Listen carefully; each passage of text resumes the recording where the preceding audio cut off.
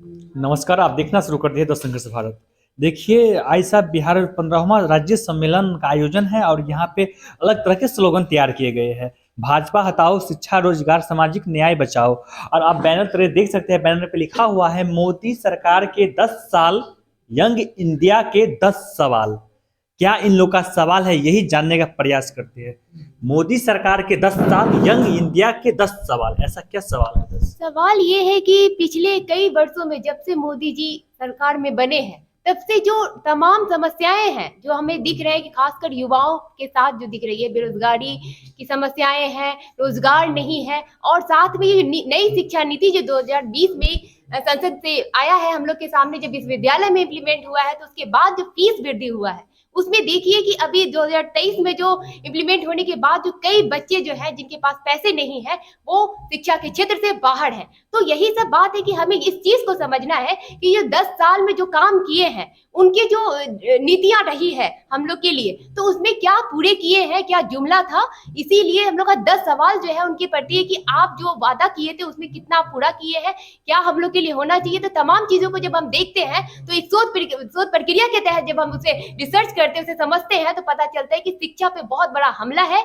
नई शिक्षा नीति के इम्प्लीमेंट होने से जो दलित बच्चे हैं, जो दलित बच्चे जो एक तरीके से शिक्षा के क्षेत्र से बाहर हो जाएंगे, वो कहीं ना कहीं हाशिए की कतार में खड़े करने की जो प्रयास है ये मोदी सरकार की एक तरीके से बोल सकते हैं कि पूरा नई शिक्षा नीति के तहत उन्हें हाशिए पे ढकेलने का प्रयास है। इस सब के साथ ही महिलाओं के साथ जो अभी आप देखिए कि वर्तमान समय में नेशनल कैंपेन जो हम लोग का चल रहा है उसमें महिला अभी देखिए कि बीएचयू में जिस तरीके से लड़कियों के साथ रेप होता है, मेंटली एक तरीके से डिस्टर्ब किया जाता है। हमारे बिहार के कोने कोने से लड़कियां जाती है वहां पढ़ने के लिए, सेंट्रल यूनिवर्सिटी में जाती है। आप सोचिए कि किस तरीके से वहां तक वो पहुंचती है। गरीब बच्चे हैं जो कंपटीशन देते हैं उसके बाद जाते हैं, एक तो पैसे का तंगी है, बेरोजगारी की समस्या है, उसके बाद वो वहां तक पहुंचते हैं। लेकिन वहां पर जब जाते हैं वो उनके साथ जब इस तरीके से दरिंदगी होती है तो आप समझिए कि उनके पेरेंट्स पे क्या बीतता होगा। तो तमाम सवालों के साथ आप बोलते हैं बेटी को पढ़ाओ और बेटी को बचाओ, तो ये किस तरीके का नारा आप दे रहे हैं। तो आपको जो भी समस्या है, जो विश्वविद्यालय में जीएसके जो लागू था उसे आप हटा रहे हैं। किसी भी तरीके से एडमिनिस्ट्रेटिव में जब इस तरीके से शिकायत करते हैं तो उन्हें दबाने का कोशिश किया जाता है, और जब वो सड़क पर उतरती है अपने हक अधिकार की बात करने के लिए तब उन्हें चुप कराने का प्रयास किया जाता है, उन्हें और हैरेस करने किया जाता है। उसके बाद क्या है कि यहाँ पे लड़कियों को ये बोला जाता है कि तुमने रोड पे जब प्रदर्शन किया था इस वजह से तुम्हारे साथ इस तरीके का हरकत और होगा। तो इस तरीके से डराने का धमकाने का जो साजिश रहा है ये साफ साफ दिख रहा है कि किसके तरफ से क्या इशारा मिल रहा है। मतलब आप छोटी सी चीज पे आप क्यों नहीं उसी समय एक्शन लेते जो ऐसे ऐसे नौबत लड़कियों के साथ आता है। तो तमाम सवाल है। गर्ल्स पे रिजर्वेशन की बात होती है, पार्लियामेंट में महिला आरक्षण की बात होती है, फिर भी बेटियों को कहीं ना कहीं दबाया जा रहा है। बिल्कुल दबाया ही जा रहा है। आरक्षण की बात करना और आरक्षण पे काम करना में फर्क होता है। तो आरक्षण की बात तो शुरू से होती है, ऐसी नहीं है कि आरक्षण पे काफी टाइम से मतलब बात विमर्श हो रहा है, लेकिन अभी ठीक है आरक्षण को पास किया गया। लेकिन आपने बेरोजगारी पे बात की, बेरोजगारी पे बीजेपी का कहना है कि अलग अलग सेक्टर में तो हम रोजगार दे ही रहे हैं, आप बेरोजगारी मोदी जी जो बेरोजगार दे रहे हैं, पकौड़ा छन्ने का बेरोजगार दे रहे हैं।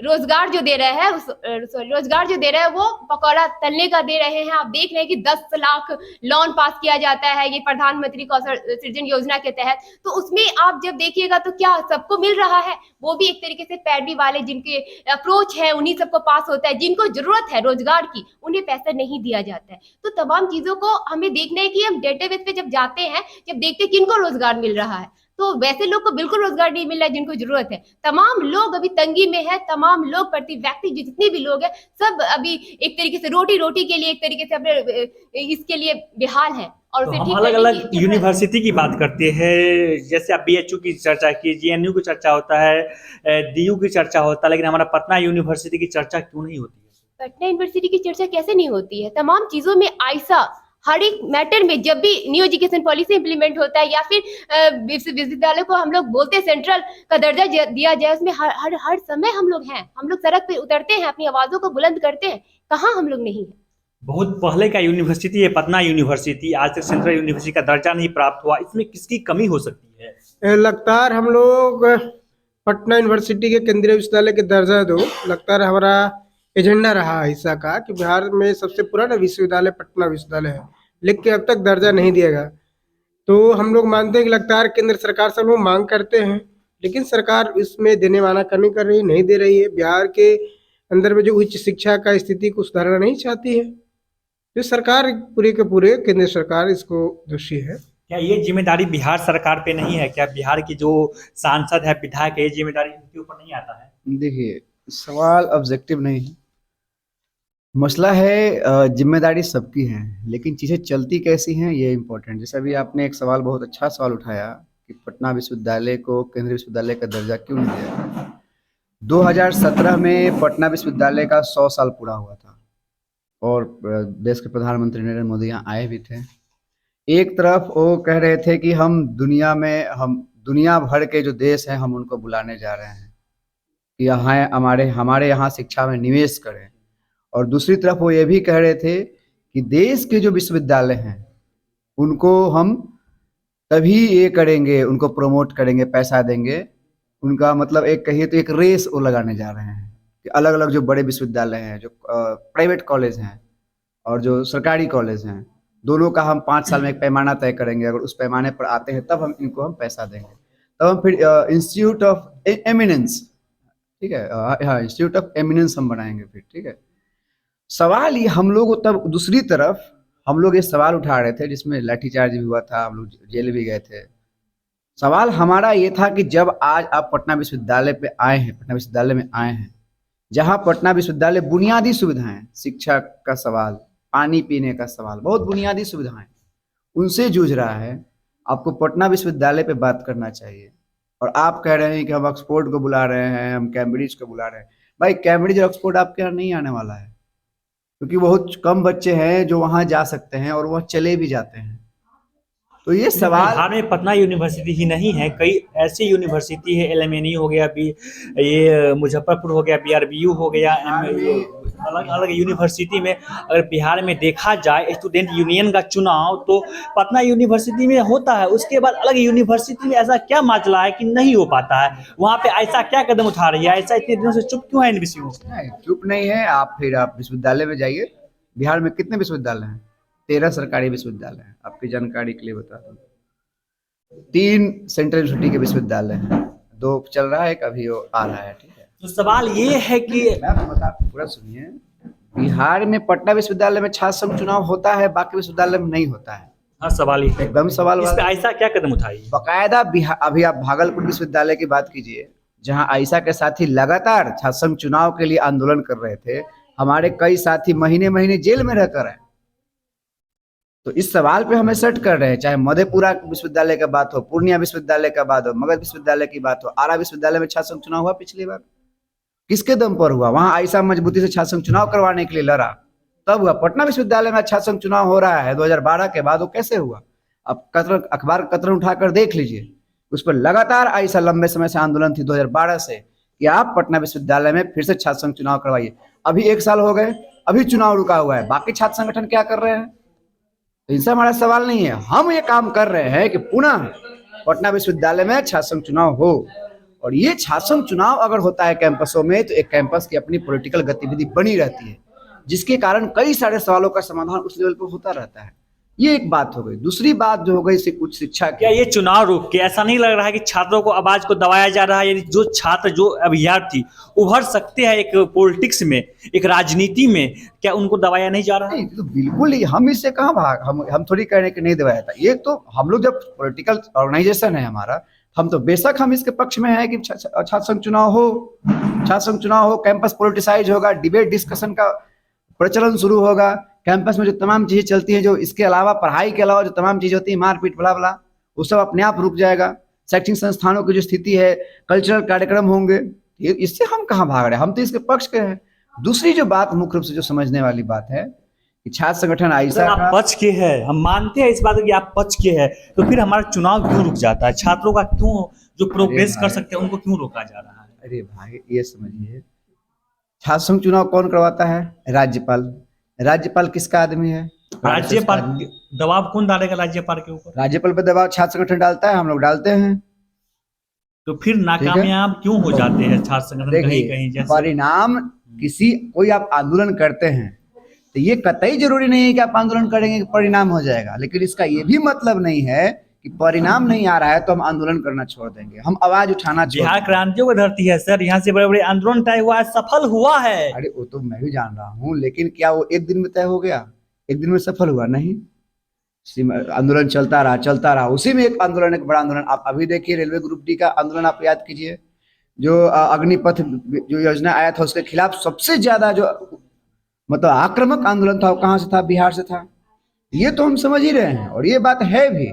तो ऐसा नहीं है कि अभी 2 महीना डिले हो गया तो चुनाव नहीं करवाएंगे, तो चुनाव तो करवाना है हर हाल में। तो सवाल सिर्फ चुनाव पे ही नहीं अटकता है, यहाँ लेक्चरर की कमी है, प्रोफेसर की कमी है, हम कई वही कह यूनिवर्सिटी रहे में हैं। सीट खाली है, स्टूडेंटों को हॉस्टल मिल नहीं रहा है। हम वही कह रहे हैं कि ओवरऑल बिहार समेत अगर बिहार की बात करें तो बिहार के विश्वविद्यालयों की स्थिति खराब है और हमारे कुछ प्रोमिनेंट बिहार के तमाम विश्वविद्यालयों में शिक्षकों कर्मचारियों को जो 60 से 75% पद खाली हैं उसको भरा जाए, जिसका नतीजा हुआ कि 2014 की बहाली आई, अभी कुछ प्रोफेसरों की नौकरी मिली, वो भी बहाल हुए, कुछ चीज़ें ठीक हुई।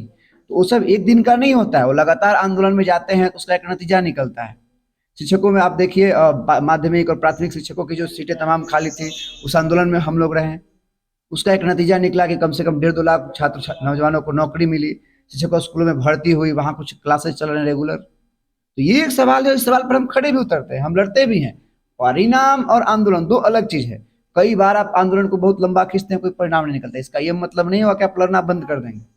ये एक सवाल है सबसे, लेकिन अभी के दौर में जो सबसे प्रमुख मुख्य सवाल है कि अब ये हो गया स्टेट यूनिवर्सिटी। स्टेट यूनिवर्सिटी कैसे चलती है? 60-40 के रेशियो में चलती है। 60% फंड आपका सेंट्रल गवर्नमेंट देती है, 40% स्टेट तो चलिए कर रही है, लेकिन ये जो सेंट्रल गवर्नमेंट का फंड है इसमें व्यापक कटौती हो रही है, इस पर नजर नहीं जा रहा है, मीडिया का भी नजर नहीं जा रहा है। तो इसको आप लोग भी थोड़ा रिसर्च कीजिए, उसको बाहर निकालिए कि विगत 4 सालों में कितना पैसा पटना विश्वविद्यालय को केंद्र सरकार ने दिया है, कितनी योजनाएं उसने बिहार के विश्वविद्यालयों को लिए लाया है। इसीलिए तो चुनाव होता है, ताकि प्रेशर स्टूडेंट लीडर जो है प्रेशर बनाए सरकार के ऊपर। वो तो मैं कह ही रहा हूँ। दूसरा जो रोजगार का सवाल है पूरे देश भर में, वो बहुत भयावह है, आप ये समझिए। मोदी जी तो कह रहे हैं हम अलग अलग क्षेत्र में रोजगार तो दे रहे हैं, तो मोदी जी तो ये भी कह रहे हैं ना कि पकौड़ा बेचना भी एक रोजगार है, इंस्टाग्राम पर रील बनाना भी एक रोजगार है, तो वो भी कह दिए हैं। लेकिन सरकार की जिम्मेदारी है कि आप एक छात्र को, नौजवान को, छात्रों को, छात्राओं को शिक्षा देना सरकार की काम है, सरकार का ये काम है। उसको एक समय के साथ सम्मानजनक रोजगार, वो कॉन्ट्रैक्ट पर नहीं कि 8,000-8,500 में नौकरी करे, ये मजबूरी में नहीं, कम से कम न्यूनतम वेतन एक हो जो तय है, 22,500 न्यूनतम वेतन हो महीने का। हम लोग सम्मानजनक रोजगार की बात करते हैं, गुणवत्तापूर्वक शिक्षा की बात करते हैं, और ये हम लोग लड़ रहे हैं। लेकिन विगत दिनों में हम ये भी देख रहे हैं केंद्र सरकार की जो योजनाएं हैं, तमाम जो छात्र और जनवादी योजनाओं को छोड़कर पूरे देश को आरएसएस ने धार्मिक उन्माद में झोंक दिया है।